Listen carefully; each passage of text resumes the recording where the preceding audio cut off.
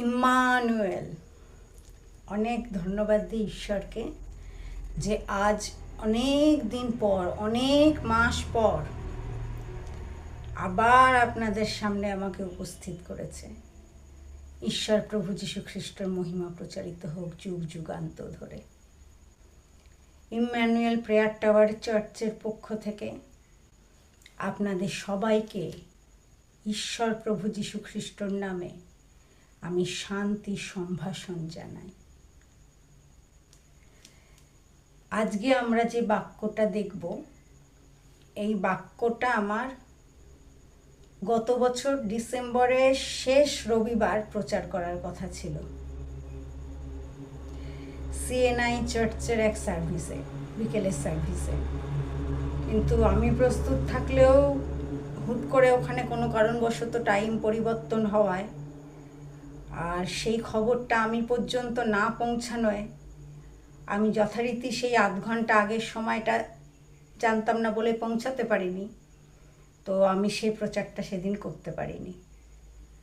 তো প্রচারটা রাখা ছিল মানে লিখে পয়েন্টগুলো হাইলাইট করা ছিল, যেহেতু চার্চে প্রচার করার ছিল। তো আজকে মনে হলো অবশ্যই ঈশ্বরেরও আশীর্বাদ যে সেই প্রচারটা নিয়েই আমি আপনাদের সামনে আসতে পেরেছি। সেই জন্য আমি সৃষ্টিকর্তা ঈশ্বর প্রভুকে অনেক অনেক ধন্যবাদ দিই। আর এই প্রচারটা ছিল অ্যালমানাক অনুযায়ী পরিবার নিয়ে। পরিবার কাকে বলে? আমরা এই প্রচারের মাধ্যমে দুটো পরিবার দেখব। এক হচ্ছে স্বর্গের পরিবার আর এক হচ্ছে পৃথিবীর পরিবার। আর এই দুটো পরিবার কিরকম একসাথে কাজ করে একটা প্রাণকে বাঁচাতেও, সেটা আমরা দেখব। এই দুটো পরিবারের মধ্যে একতা। কারণ আমরা সবাই জানি যে যিশু 100% ঈশ্বর এবং 100% মানুষ। আর এই 100% ঈশ্বর আর 100% মানুষের মেলবন্ধনটা আমরা দেখব। তাই আসুন আমরা প্রার্থনা করি ঈশ্বর প্রভু যীশু খ্রিস্টের কাছে যে তিনি যা বলতে চান তিনি যেন আমার মুখ ব্যবহার করে সেই সমস্ত কথা আপনাদের কাছে পৌঁছান, যাতে আপনারা যতজন এখন শুনছেন এবং ভবিষ্যতেও শুনবেন প্রত্যেকেই নিজের জন্য কিছু না কিছু এখান থেকে পান, যা আপনাদের আশীর্বাদের, যা আপনাদের ভবিষ্যতের সহায়। আর সেটা যবেই আপনারা জানতে পারেন অবশ্যই জানাবেন। ঈশ্বরকে তো ধন্যবাদ দেবেনই, আমাকেও জানাবেন। আমিও ধন্যবাদ দেব ঈশ্বরকে যে আমাকেও ব্যবহার করার জন্য আর আপনাদের জীবনেও আশীর্বাদ বয়ে আনার জন্য। ঈশ্বর প্রভু যীশু খ্রিস্ট যে বাক্য বলতে চলেছি সেই বাক্যের মধ্যে দিয়ে সবাইকে আশীর্বাদ করুন।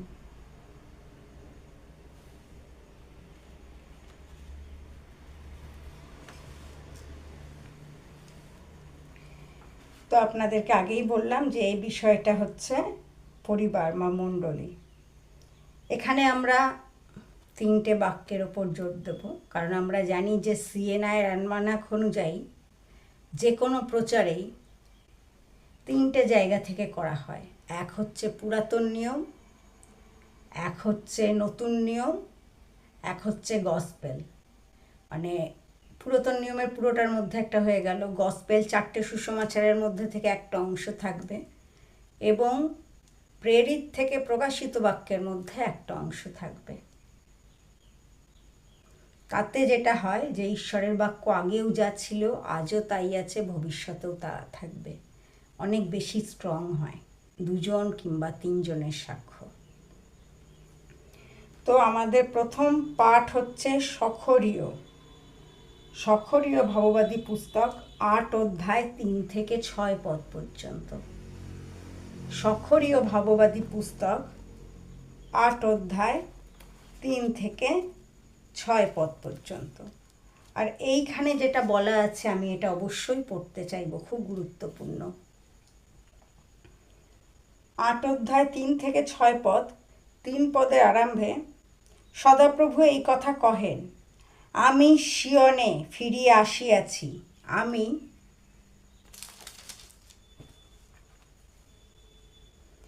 জেরুসালেমের মধ্যে বাস করিব, আর জেরুসালেমের সত্যপুরী নামে এবং বাহিনীগণের সদাপ্রভুর পর্বত পবিত্র পর্বত নামে আখ্যাত হইবে। আর জেরুসালেম সত্যপুরী নামে এবং বাহিনীগণের সদাপ্রভুর পর্বত পবিত্র পর্বত নামে আখ্যাত হইবে। বাহিনীগণের সদাপ্রভু এই কথা কহেন, যাহারা অধিক বয়স প্রযুক্ত প্রত্যেকে লাঠি হাতে করে, এমন প্রাচীনারা পুনর্বার জেরুসালেমের চকে বসিবে। আর চকে ক্রীড়া করে এমন বালক বালিকাতে নগরের চক সকল পূর্ণ হইবে। বাহিনীগণের সদাপ্রভু এই কথা কহেন।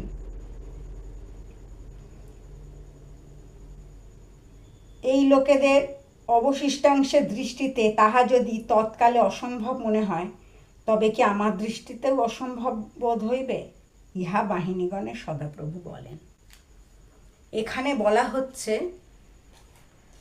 যে বাহিনীগণের সদাপ্রভু আমাদের স্বর্গস্থ পিতা ঈশ্বর, যিশুর স্বর্গস্থ পিতা ঈশ্বর, তিনি পুনরায় সিয়নে আসবেন। তার মানে তিনি কোনো কারণবশত সিয়ন পর্বতে ছিলেন না, কিন্তু তিনি আবার সেই জায়গায় ফেরত আসছেন। আর তিনি যখন ফেরত আসছেন তখন কি হচ্ছে? তখন সেই জায়গার যে চক, সেই চক কাকে বলে? কোনো একটা গ্রামে যদি আপনারা গিয়ে থাকেন, দেখবেন একটা গাছ আছে, গাছের চারপাশে বাঁধানো আছে, যেখানে বয়স্করা এসে গল্প করে, অফিস কাচারি কাজের পরে মহিলারা পুরুষেরা গল্প করে, কিছু ফাঁকা জায়গা থাকে, বাচ্চারা খেলে, ওটাকে বলে চক। তো তখন কি বলছে যে স্বর্গস্থ পিতা ঈশ্বর যখন সিয়নে পুনরায় আসবেন, তখন বৃদ্ধ বৃদ্ধারা সেই চকে এসে আবার বসবে। আর কি হবে? সেখানে বাচ্চারা খেলা করবে। তাহলে স্বর্গস্থ পিতা এখানে রেস্টোরেশনের কথা বলছেন, পুনর্বাসনের কথা বলছেন।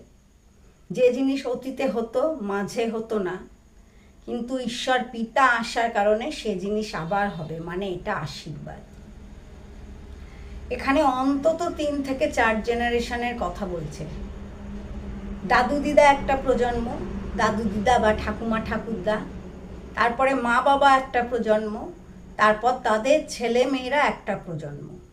এবার ঠাকুমা ঠাকুরদার আগের প্রজন্ম যদি হয় বড় মা বড় বাবারা, তাহলে 4টে প্রজন্ম। তাহলে একটা পরিবারে এই 4টে বা 3টে প্রজন্ম থাকা দরকার। ঈশ্বরের আশীর্বাদযুক্ত পরিবারে এটা থাকে। এবার কেন বলছে যে বয়স্করা বসে থাকবে লাঠি নিয়ে যারা থাকে, আর বাচ্চারা খেলবে? তাহলে মাঝের প্রজন্মটা কোথায় গেল? এখানে আমরা একটা সুখী পরিবার পাচ্ছি।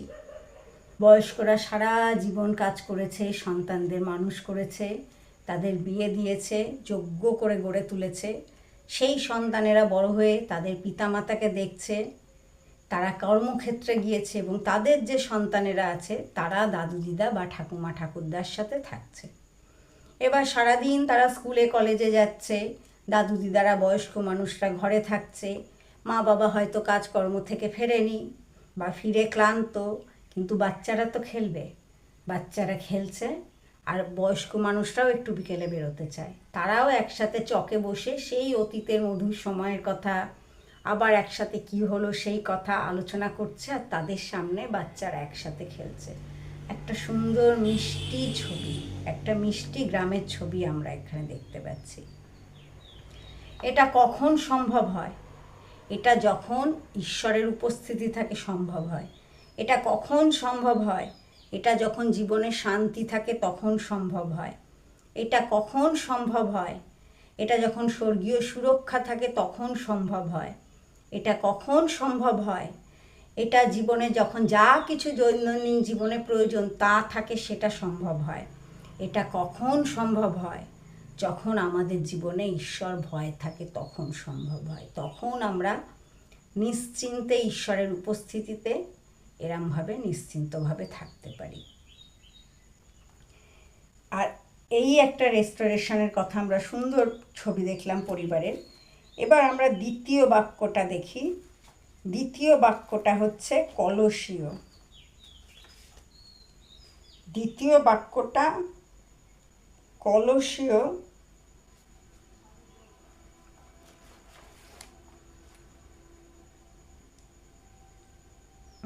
3 অধ্যায় 12 থেকে 21 পদ পর্যন্ত। 3 অধ্যায় 12 থেকে 21 পদ পর্যন্ত।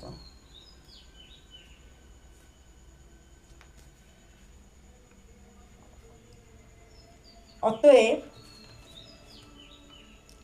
তোমরা ঈশ্বরের মনোনীত লোকেদের পবিত্র ও প্রিয় লোকেদের উপযোগী মতে করুণাচিত্ত, মধুর ভাব, নম্রতা, মৃদুতা, সহিষ্ণুতা পরিধান করো। পরস্পর সহনশীল হও, এবং যদি কাহাকেও দোষ দিবার কারণ থাকে তবে পরস্পর ক্ষমা করো। প্রভু যেমন তোমাদিগকে ক্ষমা করিয়াছেন, তোমরাও তেমনি করো। আর এই সকলের ওপরে প্রেম পরিধান করো, তাহাই সিদ্ধির যোগবন্ধন। আর খ্রিস্টের শান্তি তোমাদের হৃদয়ে কর্তৃত্ব করুক। তোমরা তো তাহারই নিমিত্ত এক দেহে আহুত হইয়াছ, আর কৃতজ্ঞ হও। খ্রিস্টের বাক্য প্রচুর রূপে তোমাদের অন্তরে বাস করুক। তোমরা সমস্ত বিজ্ঞতায় গীত, স্তোত্র ও আত্মিক সংকীর্তন দ্বারা পরস্পর শিক্ষা ও চেতনা দান করো। অনুগ্রহে আপন আপন হৃদয়ে ঈশ্বরের উদ্দেশ্যে গান করো। আর বাক্যে কি কার্যে যাহা কিছু করো, সকলেই প্রভু যিশুর নামে করো, তাহার দ্বারা পিতা ঈশ্বরের ধন্যবাদ করিতে করিতে করো। নারীগণ, তোমরা আপন আপন স্বামীর বশীভূতা হও, যেমন প্রভুতে উপযুক্ত। স্বামীরা, তোমরা আপন আপন স্ত্রীকে প্রেম করো, তাহাদের প্রতি কটুবাক্য কহিও না। সন্তানেরা, তোমরা সর্ববিষয়ে পিতামাতার আজ্ঞাবহ হও, কেননা তাহাই প্রভুতে তুষ্টিজনক। পিতারা, তোমরা আপন আপন সন্তানদিগকে ক্রুদ্ধ করিও না, পাছে তাহাদের মনোভঙ্গ হয়। দাসেরা,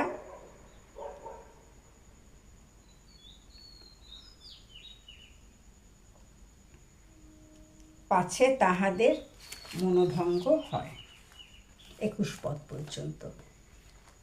এখানে খুব গুরুত্বপূর্ণ জায়গা সেগুলো হচ্ছে যে স্বামী স্ত্রীর সম্পর্ক দুইভাবে, আধ্যাত্মিকভাবে ঈশ্বরের সাথে আমাদের এবং মানুষের সাথে আমাদের ব্যাখ্যা করা হয়েছে। কি করে ঈশ্বরের সাথে আমাদের? এখানে বলা হয়েছে যে তোমরা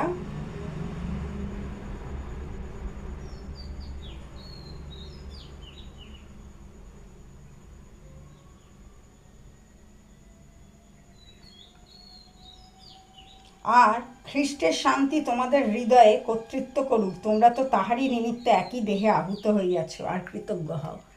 আর খ্রিস্টের শান্তি মানে যিশুর শান্তি তোমাদের হৃদয়ে কর্তৃত্ব করুক।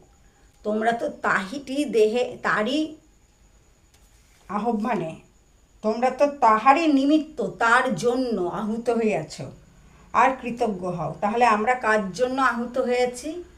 আমরা যিশু খ্রিস্টের জন্য আহুত হয়েছি। তাই যিশু খ্রিস্টের শান্তি আমাদের হৃদয়ে থাকা দরকার। আর যিশু হচ্ছে শান্তিরাজ। আর কি বলছে? তোমরা এক দেহে আহুত হইয়াছ। স্বামী স্ত্রী কেন এক দেহে আহুত হয়েছে? যিশু খ্রিস্টের জন্য। তার মানে যখন খ্রিস্ট মতে একটা খ্রিস্টান ছেলে এবং মেয়ের বিয়ে হচ্ছে, সেটা যিশু খ্রিস্টর প্রয়োজনে হচ্ছে, আমাদের নিজেদের জন্য, নিজেদের প্রয়োজনের জন্য নয়। ঈশ্বরের ইচ্ছাতে যিশু খ্রিস্টের প্রয়োজনের হচ্ছে, কারণ যিশু খ্রিস্টর জন্য বিয়ে হচ্ছে। এক দেহ হলো। আত্মাতেও তাহলে এক দেহ কি করে হচ্ছে? আমরা তো খ্রিস্টতে আবৃত হয়েছি। আত্মাতে আমরা খ্রিস্টের সাথে এক দেহ হচ্ছি প্রভুর ভোজ গ্রহণের মাধ্যমে। কারণ আমরা যখন প্রভুর ভোজ নিচ্ছি, তখন যিশুর দেহ রক্ত আমরা গ্রহণ করছি।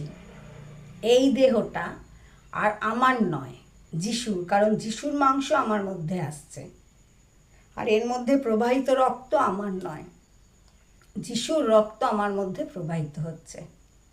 তাহলে আমরা জাগতিকভাবেও এক দেহে স্বামী স্ত্রী যখন আহুত হচ্ছি, তখন যিশুর ইচ্ছা পূরণ করার জন্য হচ্ছে, যিশুর জন্য হচ্ছি। আমরা আবার আধ্যাত্মিকভাবেও যখন যিশুর সাথে একাত্মা হচ্ছি প্রভুর গ্রহণের মাধ্যমে, তখনও আমরা যিশুর জন্য হচ্ছি। কারণ যিশুই তার দেহ রক্ত উৎসর্গ করেছিল। তাহলে জাগতিক স্বামী স্ত্রী রূপে আমরা যেমন একটা সুন্দর ফর্মুলা আছে যে স্বামী স্ত্রীর খেয়াল রাখবে, তারপরে বাচ্চা, ঠিক আধ্যাত্মিকভাবে আমাদের সবার মস্তক যিশু। কারণ আমরা সবাই যিশুর দেহ রক্ত গ্রহণ করছি। আমার স্বামী যিশুর রক্ত দেহ গ্রহণ করলে তাতে আমি যিশুর অংশ হচ্ছি না, আমাকেও যিশুর দেহ রক্ত আলাদা করে গ্রহণ করতে হচ্ছে। আমরা স্বামী স্ত্রী গ্রহণ করলেও আমাদের সন্তানরা যিশুর দেহ হচ্ছে না, তাদেরকেও উপযুক্ত সময় উপযুক্ত বয়সে যিশুকে গ্রহণ করে যিশুর দেহ রক্ত গ্রহণ করতে হচ্ছে। মানে যিশুর সাথে আমাদের প্রত্যেকেরই ব্যক্তিগত সম্পর্ক। আর একটা জিনিসও বলেছে, স্বামীদেরকে বলেছে স্ত্রীদেরকে ক্রুদ্ধ না করতে, এবং পিতাদেরকেও বলেছে বাচ্চাদেরকে না রাগাতে, শাসন করা দরকার। কিন্তু অনেক সময় দেখা যায় যে মেরে ধরে বাচ্চাকে মেরে ফেলছে। অনেক বছর আগে আমি দেখেছিলাম একটা ব্যাডমিন্টন প্লেয়ার ছেলে, সে ভালো রেজাল্ট করেছিল কম্পিটিশানে, ফার্স্ট হয়নি বলে তার বাবা তাকে এতটা মেরেছিল যে সে মরে গেছিল। শাসন করা মানে সেটা নয়, কিন্তু শাসন করা মানে ভুল থেকে শোধরানো, মন্দতা থেকে দূরে করা। এই জিনিসগুলোই আমরা খ্রিস্টতে শিখি। খ্রিস্টও তাই করে আমাদের সাথে। খ্রিস্টও আমাদেরকে শাসন করে, আমাদেরকে নরকে পাঠায় না। জাগতিকভাবে যে বাবাটা সন্তানকে মেরে ফেলে দিল, আধ্যাত্মিকভাবে সেই মৃত্যুটাই নরকে পাঠানো। যিশু সেই বাবা যে অন্যদের বাঁচাতে নিজের জীবন দিয়েছে। কি থেকে বাঁচাতে? মন্দতা থেকে বাঁচাতে, শয়তানের কাছ থেকে বাঁচাতে, শয়তানের ছল চাতুরি থেকে বাঁচাতে, যাতে আমরা নরকে না যাই। তাই আমাদের ওপর সেই চকে বসার আশীর্বাদ, শান্তি আসে কখন? যখন যিশু আমাদের হৃদয়ে থাকে, স্বর্গস্থ পিতার উপস্থিতি থাকে। আর যিশু বলেছে যে যিশু না চাইলে কেউ পিতার কাছে যেতে পারে না। তাহলে পিতার কাছে আমরা কি করে যেতে পারি? যিশু খ্রিস্টের মাধ্যমে। তখন যিশু খ্রিস্ট চাইলে যিশু খ্রিস্ট এবং পিতা আমাদের কাছে আসবে। পিতা সিয়নে আসবে, মানে আমাদের হৃদয়ে আসবে আর বসবাস করবে, আমাদের ঘরে আসবে, আমাদের মণ্ডলীতে আসবে, আমাদের পাড়ায় আসবে, আমাদের শহরে আসবে, আমাদের রাজ্যে আসবে, আমাদের দেশে আসবে, আমাদের মহাদেশে আসবে, আমাদের এই পৃথিবীতে আসবে। আর পরের বাক্যটা দেখি, আমরা দেখলাম যে বয়স হয়ে গেলে ঈশ্বরের আশীর্বাদে বয়স্করা কিরকম চকে যাবে, বসবে, নাতিপুতি খেলবে, মা বাবা কাজ করবে, শান্তি থাকবে সেখানে। তারপরে আমরা দেখলাম সেটা হচ্ছে যে স্বামী স্ত্রীর সম্পর্ক কেরাম হবে, যিশুর সাথে আমাদের সম্পর্ক কেরাম। সবচেয়ে গুরুত্বপূর্ণ আমরা জানলাম যে আমাদের বিবাহ হয় যিশুর জন্য। সেই জন্যই বলে খ্রিস্টীয় পরিবারে বলা হয় বিয়ের জন্য প্রার্থনা করো, ঈশ্বর জুগিয়ে দেবেন। কারণ ঈশ্বর মনোনীত করে রেখেছেন কার সাথে কার বিয়ে হবে। সেই জন্যই খ্রিস্টীয় পরিবারের ছেলেমেয়ের সাথেই বিয়ে হয়, সেটা ঈশ্বর থেকে হয়। যে ঈশ্বরকে জানে না, যার নরক নিশ্চিন্ত, যে বিপথে আছে, যে যিশুকে জানে না, ঈশ্বর কেন চাইবে যে তার সাথে তার সন্তানের বিয়ে হয়ে সে অনন্তকালের নরকে যাক? সেই জন্য যারা প্রকৃত পরিত্রাণ প্রাপ্ত তারাও সব সময় চেষ্টা করে তাদের সন্তানদের বিয়ে খ্রিস্টতে কোনো ছেলে মেয়ের সাথেই হোক, বাইরের কারোর সাথে নয়। কারণ যারা পরিত্রাণ প্রাপ্ত তারা জানে পৃথিবীর জীবন অল্প, কিন্তু স্বর্গের জীবন অনেক। আর পৃথিবীতে অনেক টাকা পয়সা থাকলেও যিশুর শান্তি না থাকলে সেসবের কোনো মানে নেই। পৃথিবীর যে সবচেয়ে বড় লোক সেও একদিন মারা যাবে, পৃথিবীর যে সবচেয়ে গরিব লোক সেও মারা যাবে। লাসার সেই রাস্তার ধারে নোংরার মধ্যে থাকতো, কুকুরেরা ঘা চেটে দিত, কিন্তু লাসার ওই পৃথিবীর কষ্ট ভোগ করার পরে, মরে যাওয়ার পরে সে অনন্তকালের জন্য স্বর্গে গিয়েছিল। আর সেই যে বড় লোক, যে অত লোক রসকর নিয়ে থাকতো, জমকালো পোশাক পরতো, সবসময় হই হুল্লোড় করতো, নিজেকে কি না কি ক্ষমতাবান ভাবত, সে কি হলো? সে মরে যাওয়ার পরে অনন্ত নরকে গেল। ঠিক এই কারণেই কোনো খ্রিস্টীয় মা বাবা যারা যিশুর রক্ত দ্বারা কৃত, তারা কখনো চাইবে না তাদের ছেলেমেয়ের বিয়ে অন্য কোনো ধর্মের ছেলেমেয়ের সাথে হোক যারা খ্রিস্টান নয়। কারণ আত্মার উদ্ধারটা তো আগে। তারাও তো যিশুর কাছে আছে নিজের আত্মার উদ্ধারের জন্য। তারা কি করে মেনে নেবে যে তারা স্বর্গে যাচ্ছে আর তাদের সন্তানরা নরকের আগুনে জ্বলছে? টাকা তো স্বর্গে নিয়ে যাবে না, টাকা সুখ শান্তিও দেবে না। কত আমরা দেখি যে প্রচুর টাকা, ঘরে শান্তি নেই, স্বামী স্ত্রীর বিচ্ছেদ, সন্তানদের সাথে যোগাযোগ নেই। পৃথিবীর বড় বড় বিখ্যাত মানুষদের মধ্যেও দেখি। আবার কত গরিবদের মধ্যে দেখি স্বামী স্ত্রীর কী ভালোবাসা, সন্তানরা সুখে আছে, আনন্দে আছে। কি করে হচ্ছে? খ্রিস্টের শান্তি দরকার, সেখানে খ্রিস্টের ভালোবাসা আছে। খ্রিস্টের ভালোবাসা, খ্রিস্টের উপস্থিতি ছাড়া আপনি কখনো পরিতৃপ্ত হবেন না। আপনি যতই পান না কেন আপনার আরও লাগবে। আপনার যতই টাকা পয়সা, বাড়ি ঘর, খাদ্য বস্তু, সোনা গয়না সম্পত্তি যাই থাকুক, তাও অন্য কারোরটা দেখলে মনে হবে ইস ওরটা তো ভালো। ওই যে কি জানো, নদীর এপার করে ছাড়িয়া নিঃশ্বাস, ওপারেতে সর্বসুখ আমার বিশ্বাস। যাদের কাছে যিশু নেই তাদের ওইটাই মনে হয় যে সব সুখ ওপারে আছে, আমার কিছু নেই। দিয়ে এপারে যত কিছুই থাক সে সুখী না হয়, বরং ওরটা দেখে হয় হিংসা করে সারা জীবন দুঃখী হয়ে বেড়ায়, নয় হিংসা করে কেড়ে নিতে যায়। আলটিমেটলি নিজের জীবনে কোনো সুখ শান্তি থাকে না। পরিতৃপ্তি আসে, স্যাটিসফ্যাকশন আসে ঈশ্বরের উপস্থিতিতে, ঈশ্বরের আশীর্বাদ। আমি মনে হয় আগের দিনই পড়ছিলাম, যাত্রা পুস্তকে বা লেবীয় পুস্তকে হবে শেষের দিকে কোথাও, যে স্যাটিসফ্যাকশন, প্রশান্তি ঈশ্বরের আশীর্বাদ। যাদের মধ্যে স্যাটিসফ্যাকশন নেই অনেক সময় ঈশ্বরের ক্রোধের কারণেও থাকে না। এটা অভিশাপের মধ্যেও পড়ে, ঈশ্বর দত্ত অভিশাপ। সেই জন্যেই যদি কখনো কারোর এরাম হয় যে নিজে যা কিছু আছে তাও পরিতৃপ্তি হচ্ছে না, অন্যের থেকে নেব, কারবো, ওদেরটা সুন্দর মনে হচ্ছে, তার মানে আপনার কাছে তো ঈশ্বর নেই, সেটা তো ঘটনায়। যিশু তো নেই ঘটনায়, সেই জন্য যিশুর শান্তি নেই। যিশু থাকলে তো যিশুর শান্তি থাকবে, পবিত্র আত্মার ফল শান্তি। যিশু তো নেই, কিন্তু হয়তো আপনি অভিশপ্ত, হয়তো ঈশ্বরের অভিশাপও কোনো কারণে আপনার ওপরে আছে, যে জন্য আপনার জীবনে স্যাটিসফ্যাকশন নেই। কারণ অনেকের জীবনেই শান্তি থাকে না, কিন্তু তাদের যা থাকে, তারা অনেকেই যিশুকে জানে না, কিন্তু তাদের জীবনে যা থাকে তারা তাই নিয়ে স্যাটিসফাই থাকে, এটাই আমি সন্তুষ্ট থাকে। আবার অনেকের অনেক কিছু থেকেও তারা সন্তুষ্ট হতে পারে না।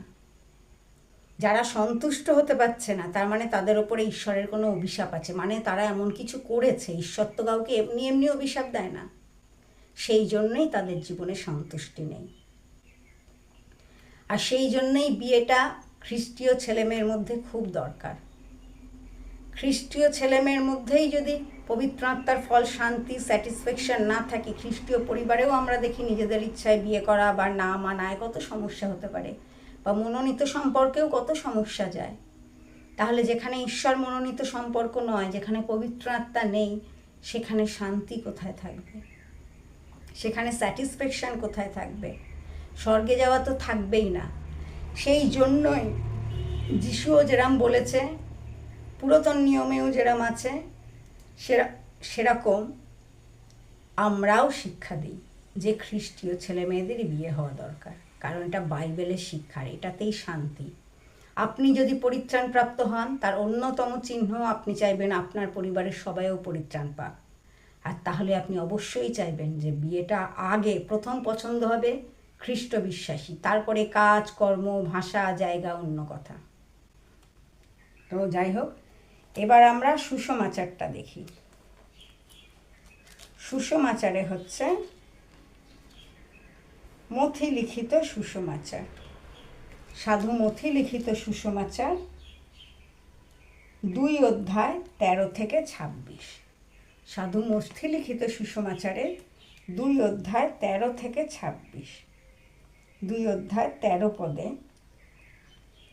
তাহারা চলিয়া গেলে পর দেখো, প্রভুর এক দূত স্বপ্নে যোসেফকে দর্শন দিয়া কহিলেন, উঠো, শিশুকে ও তাহার মাতাকে লইয়া মিশরে পলায়ন করো, আর আমি যত দিন তোমাকে না বলি তত দিন সেখানে থাকো, কেননা হেরোদ শিশুটিকে বধ করিবার জন্য তাহার অনুসন্ধান করিবে।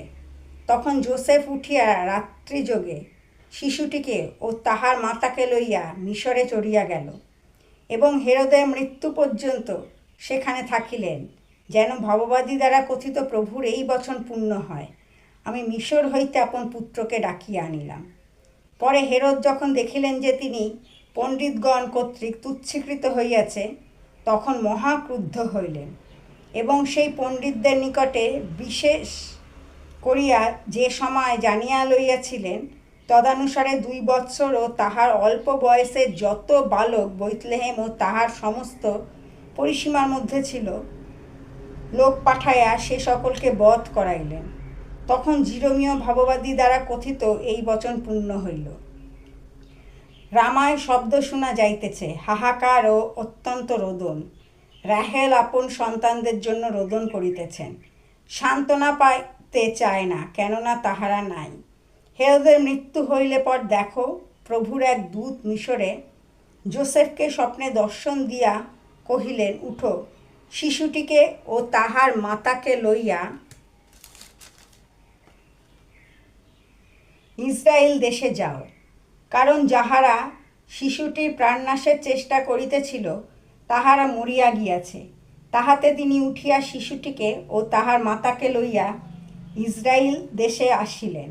কিন্তু যখন তিনি শুনিতে পাইলেন যে আখিলায় নিজ পিতা হেরোদের পদে জিহুদিয়াতে রাজত্ব করিতেছে, তখন সেখানে যাইতে ভীত হইলেন। পরে স্বপ্নে আদেশ পাইয়া গ্যালিল প্রদেশে চলিয়া গেলেন, এবং নাসরাত নগরে গিয়া বসতি করিলেন, যেন ভাববাদী দ্বারা কথিত এই বচন পূর্ণ হয় যে তিনি নাসরাতীয় বলিয়া আখ্যাত হইলেন। আমেন। আমেন মানে হবে, আর এটা ঘটে গিয়েছে, তো সেই জন্য ঈশ্বরের মহিমা হোক। তাহলে আমরা এখানে দেখলাম যে যিশুর জন্মের পর থেকেই শয়তান তো জানতো যিশুকে মারার জন্য কী রেটে পরিকল্পনা চলছে, আর ঈশ্বর কেরমভাবে তাকে বাঁচাচ্ছেন। কিন্তু ঈশ্বর তাকে যে বাঁচাচ্ছেন, সৃষ্টিকর্তা পিতা তার সন্তানকে, কোন সন্তানকে? যোহন 3:16। কারণ ঈশ্বর জগৎকে এমন প্রেম করিলেন যে তার একমাত্র প্রথমজাত সন্তানকে দান করিলেন, যেন যে কেহ তাহাকে বিশ্বাস করে সে বিনষ্ট না হয়, কিন্তু অনন্ত জীবন পায়। ঈশ্বর পিতা যিশুকে পাঠিয়েছিলেন ক্রুশে মৃত্যুবরণ করার জন্য, মানুষকে দান করেছিলেন, তোমরা যা খুশি করো, তোমাদের পাপের মূল্য এ চোকাবে। শুধু পাপের মূল্যই নয়, পাপের মূল্য চুকিয়ে শয়তানের মস্তক চিরকালের মতো ধ্বংস করবে। ঈশ্বর তাকে দান করে দিয়েছে মানুষের জন্য, আর সে যেন মানুষের উদ্ধার করতে না পারে, সেই জন্য শয়তান তার জন্ম থেকে ওঁত পেতে বসে আছে, আর ঈশ্বর তাকে রক্ষা করে চলেছেন। 2000টা শিশু বধ হলো সেই মনোনীত যীশুখ্রিস্টকে মারার জন্য, কিন্তু ঈশ্বর যাকে রাখেন, যাকে মনোনীত করেন, পৃথিবীর কোনো শক্তি তাকে মারতে পারে না। 2 বছর পর্যন্ত একটা গ্রামের সমস্ত বাচ্চাকে মেরে ফেলা হলো, কিন্তু যাকে মারার জন্য অন্যদেরও মেরে ফেলা হলো, ঈশ্বর তো আগের রাতেই তাকে সরিয়ে নিয়েছেন, মিশরে পাঠিয়ে দিয়েছেন। কাকে দিয়ে? যোসেফ আমেরিকে, মানুষদেরকে দিয়ে। স্বর্গের পরিত্রাণ করার পরিকল্পনা তা পূর্ণ হলো মানুষের মাধ্যমে। যিশু 100% স্বর্গের, 100% পৃথিবীর, 100% ঈশ্বর, 100% মানুষ। স্বর্গের 100% পরিকল্পনা, অতি প্রাকৃতিক শক্তি, সুরক্ষা, পরামর্শ স্বর্গ থেকে। মানুষের 100% পরিকল্পনা অনুসরণ করার জিল, বাধ্যতা, যে ঈশ্বর যেভাবে বলছে সেভাবে যিশুকে নিয়ে গিয়ে রক্ষা করব, বাধ্যতা। ওই জন্য ঈশ্বরের রব শোনা খুব দরকার।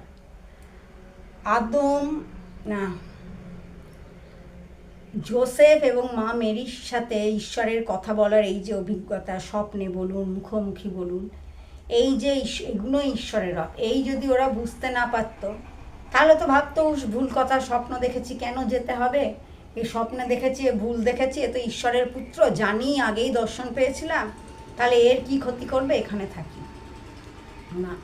ঈশ্বর বলেছে যেতে, ওরা বাধ্য হয়েছে। কি করে সম্ভব? যখন ঈশ্বরের রব শুনতে পেরেছে, যা আজকের দিনেও প্রাসঙ্গিক, ঈশ্বরের কথা বুঝে চলা। বাকিটা তিনি রক্ষা করে দেন, কারণ তার থেকে বেশি ভবিষ্যৎ কেউ জানে না। তিনি তো জানতেনই যে এই বাচ্চাগুলোও মারা যাবে। বাইবেলে বলাই আছে যিশু নাজারেথীয় বলে আখ্যাত হবে। ঈশ্বর যিশুকে বেথলেহেমে আনতে চাইলেন, কিন্তু জোসেফের পিতৃহৃদয়, সে মানুষ, সে ভয় পেয়ে গেল, সে যেতে চাইল না বেথলেহেমে। কারণ যিশুকে যে রাজা মারতে চাইছিল হেরোদ, তার ছেলে রাজা হয়েছে, সেও তো মারতে চাইবে। আবারও ঈশ্বর বললেন, কোথায় যাব ঈশ্বর বলে দিলেন, নাজারাতে যাও। তারা নাজারাতে গেল। জেরুসালেম একটা খুব গুরুত্বপূর্ণ শহর। আমরা পুরাতন নিয়মেও জেরুসালেম দেখলাম। আমরা যখন পুরাতন নিয়ম পড়ছিলাম সখরীয়তে, তখনও কি আমরা জেরুসালেম খেয়াল করলাম? আসুন আর একটি বার জেরুসালেম দেখে নিই আমরা, যে আমরা খেয়াল করলাম কিনা জেরুসালেম।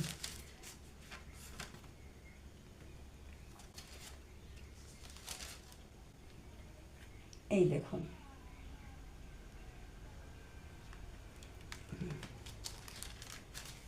এখানে বলছে, সদাপ্রভু এই কথা কহেন, আমি সিয়নে ফিরিয়া আসিয়াছি, আমি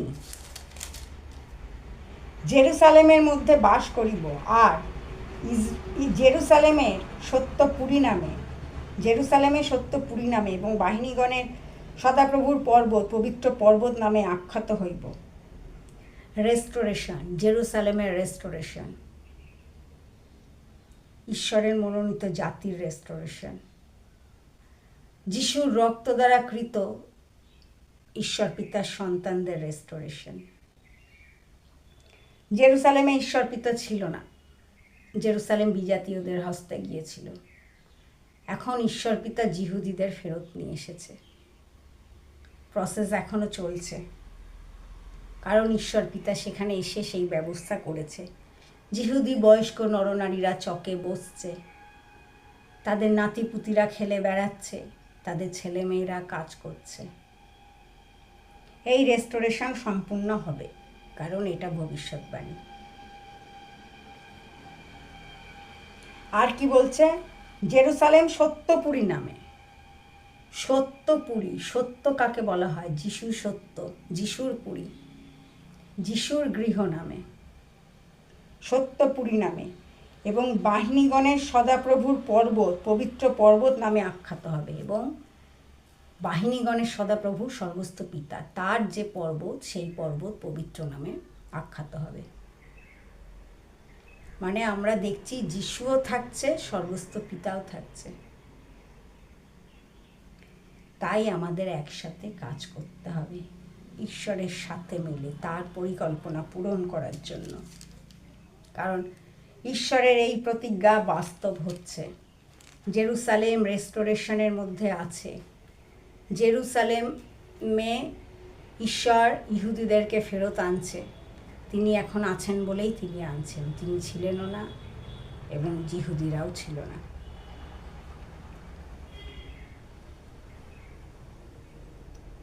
তাহলে আমরা দেখলাম যে যিশু স্বর্গস্থ এবং জাগতিক পরিবার একসাথে কাজ করেছে যিশুকে বাঁচাতে,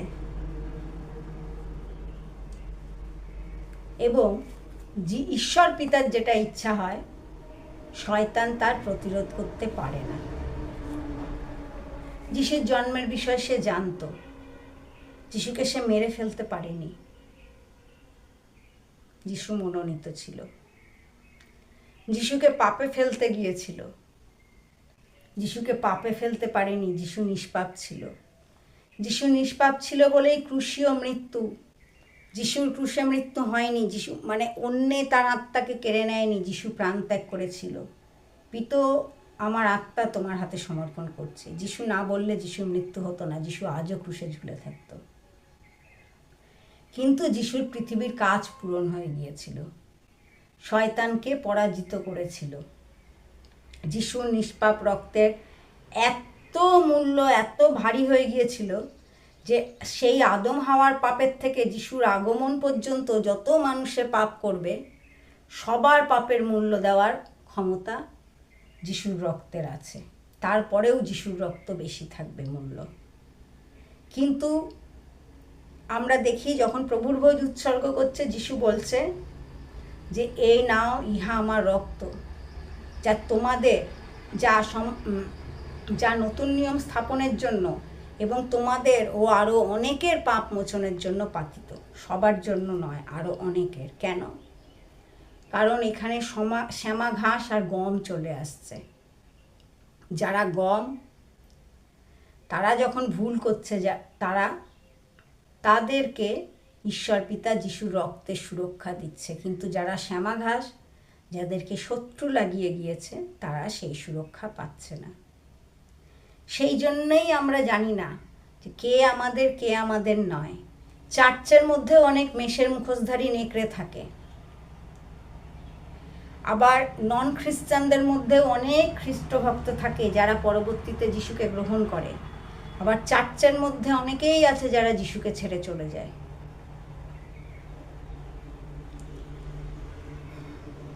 ঈশ্বর তার বাক্যে আমাদের সবাইকে আশীর্বাদ করুন, যাতে ঈশ্বর পিতা যিশুর সাথে আমাদের প্রত্যেকের জীবনে আসে, আমাদের হৃদয়ের শিয়নে আসে, আর আমাদের হৃদয় জেরুসালেম সত্যপুরী হয়ে ওঠে, যিশুর বসতি স্থান।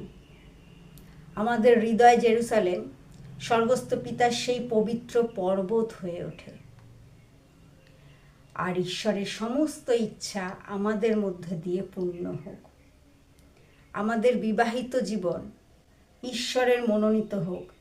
তিনি বেছে দিন আমাদের জন্য স্বামী স্ত্রী উৎকৃষ্ট কে।